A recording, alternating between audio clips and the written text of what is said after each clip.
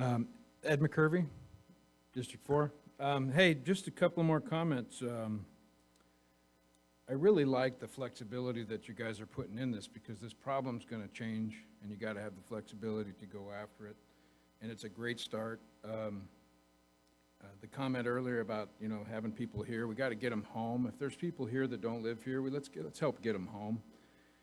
There was a comment about constitutional rights, which is really important to me and to those people we're talking about, but they go for everybody, right? So if somebody has got some constitutional rights, we got to make sure they're not stepping on someone else's constitutional rights too. So let's make sure we keep that in balance.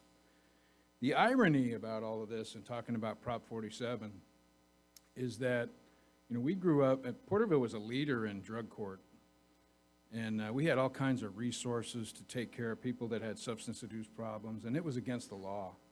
When we decriminalized crime, and now it's no longer a crime, of course you don't count it as a crime, but it's still happening.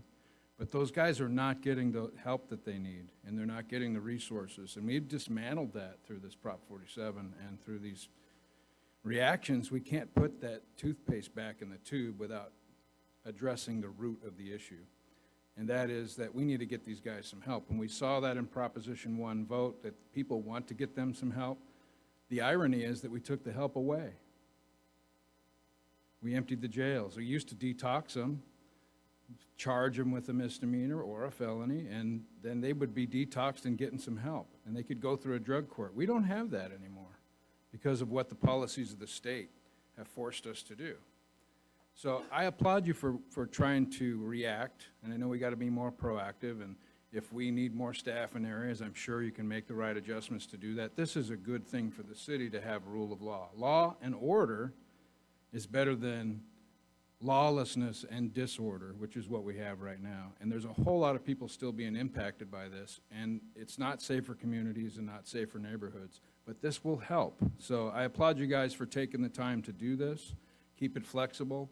Keep the pressure on. If we make it hard to be homeless, they won't be homeless, because we're finding out that a lot of the people out there are choosing this life as a lifestyle, and that's not acceptable. That's not civil society the way that we understand it. So we got to get them the help that they need, because they're obviously got some problems if they're choosing to live under a bridge or in their own filth.